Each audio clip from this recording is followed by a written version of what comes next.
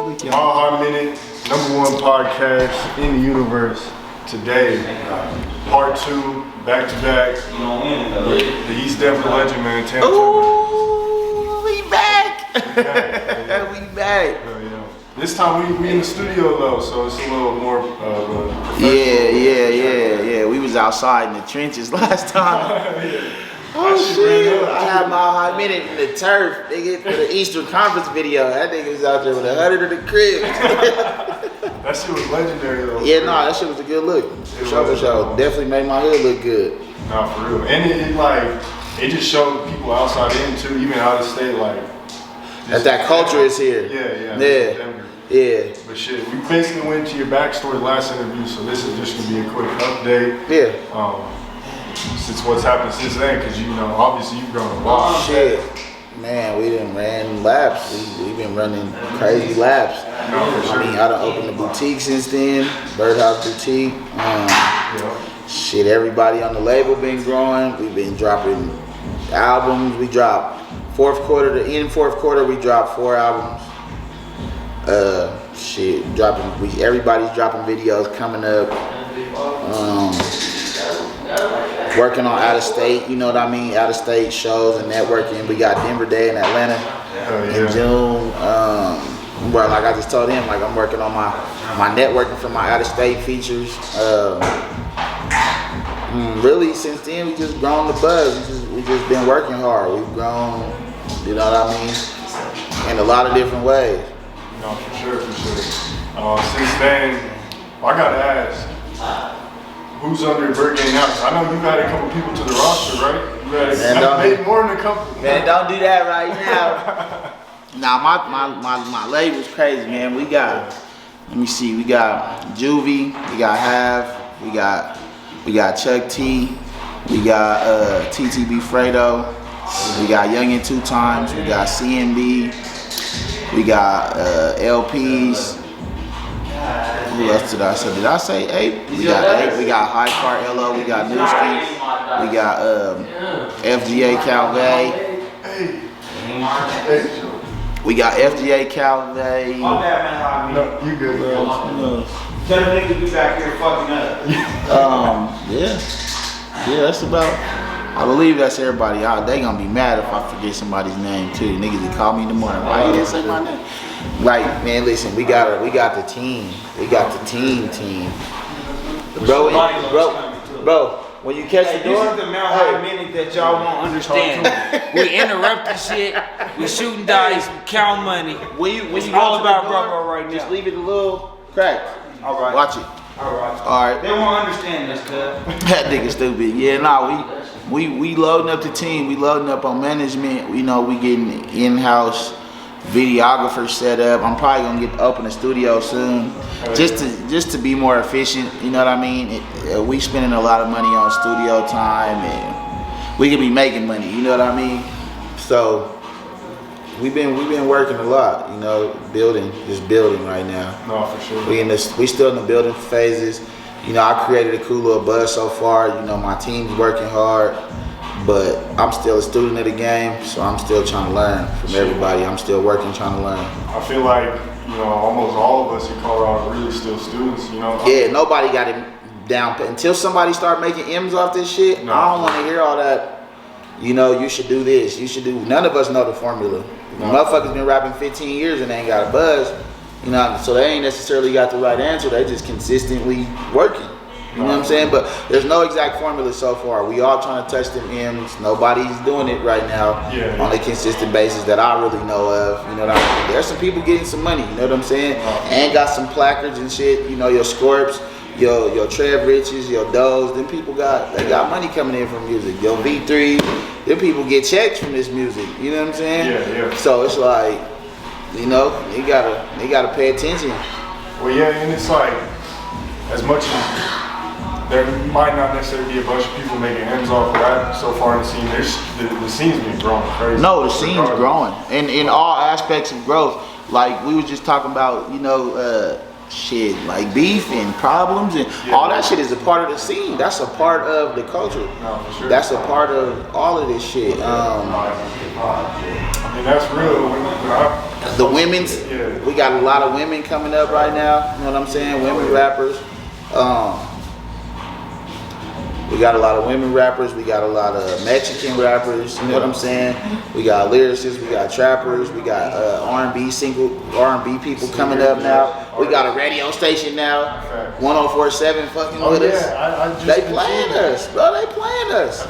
Yeah, they playing us. They fucking with us. 104.7, 107.5, you're out of there. We gave y'all 30 years to give us some play. Y'all never did it. We want 104.7, nigga. That's the people's radio station. That's the town station. They fucking with the town. Right on, bro. That's what we fucking with.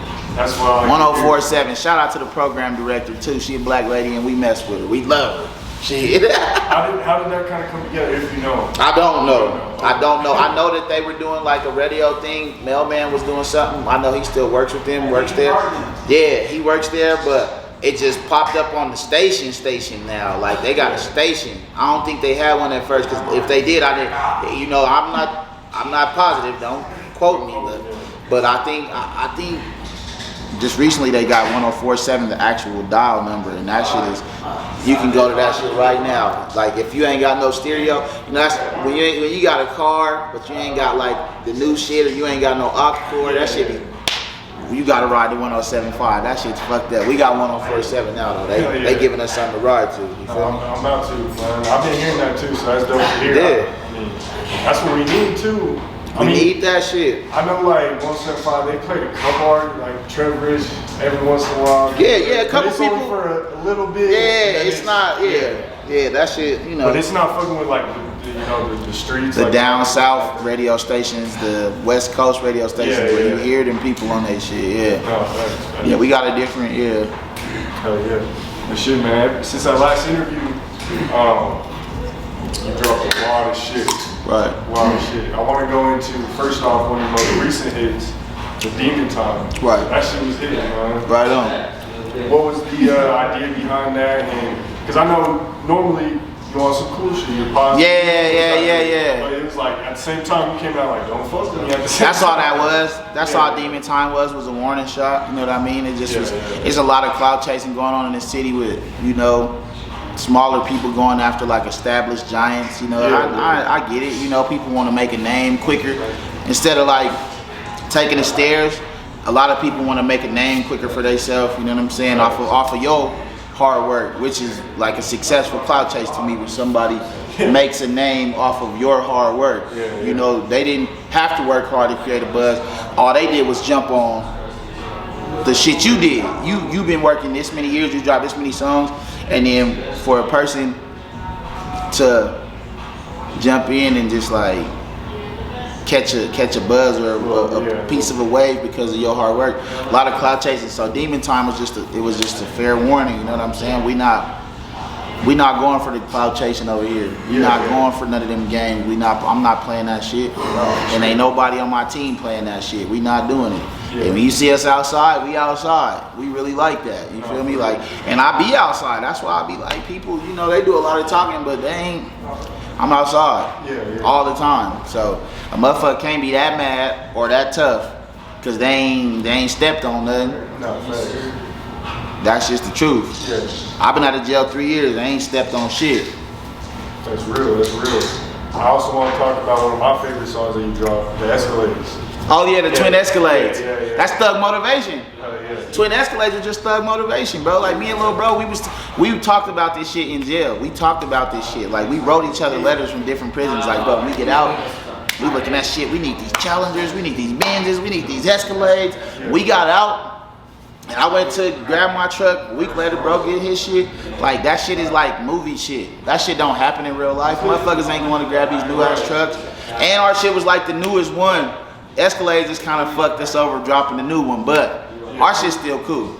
But like it was just like, nigga, we drive that through the hood, that motivate our hood, that motivate our niggas, that show people that's up under us or look up to us, or even people that are older than us that look down. You know, they older, but they like, them little niggas did that shit. It motivate them to go harder, to do better. Twin Escalades was just Thug Motivation. My little bro, that nigga's a real businessman. He about to open a coffee shop downtown. Shout out to S Money. And soon as Coffee High Company open up, y'all tap in. Get in there with bro, come get it. We ain't drinking no more Starbucks. We ain't drinking no more, what's that shit, Brothers? Brothers Coffee? Yeah, whatever it is. We ain't drinking that shit. We drinking coffee hot. Yeah, we supporting the locals around here for sure. Yeah, man. Definitely, we gotta support the culture out here, the Colorado entrepreneurs, the artists out here doing their thing. Right. Speaking of which, you definitely have the merch out last time we did the interview, but you've been coming crazy with the merch. You've been crazy, different designs.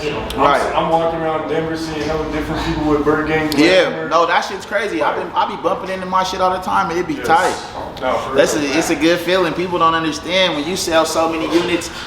You know, a lot of times I don't see when people buy it. I don't make all the transactions for the merch, you feel me? No, facts. And it hits the street and I'll be downtown or I'll be in the office building or at a mall and I'll just see somebody cruise by with my shit. A lot of times they'll stop me like, hey, you're Bird Gang, yeah. You know what I'm saying? Or I'll have the shit on. You know what I'm saying? They'll see me too, like, hey, but that shit feel good. Even just driving down the street, I swear I could damn near I drive all day.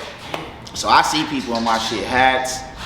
Like, I done see motherfucking old Mexican dude coming off a construction job with a Bird Gang snapback. Like, damn, we got vintage shit. We got shit with patina on it. You feel me? Like, we working for that shit though. Like, we gonna drop more flavors, and then I'm still about to drop another more universal clothing line. You know what I mean? Because at the end of the day, that's music merch. It wasn't necessarily made to be a clothing line. It just kind of like grown into that, but it's not a clothing line. Like, I'm gonna have a legit clothing line this year. It'll be out. It'll be high quality. It'll be some shit that everybody can wear. Cause even like I got older people that want to support and they mess with me, but they like, man, I don't want to wear nothing that says gang. And that's cool. You know, I respect that. So in my mind as a businessman, I gotta adapt and I gotta evolve, and I still got my foundation, but I gotta come better and crazier. You know what I mean? No, for sure. So do you why do you think that's so important to have your merch with the name on it, to promote your brand and seeing it all around? It's like, what's the importance of that? Just pushing the merch. Becoming a household name. Your 7-Eleven cut, McDonald's. You see it so much, like you can't help but know it. That's the point. Like, even in the beginning, I understood I wouldn't really make money is if I gave a bunch of shit away. Cool, I ain't tripping, I give it away.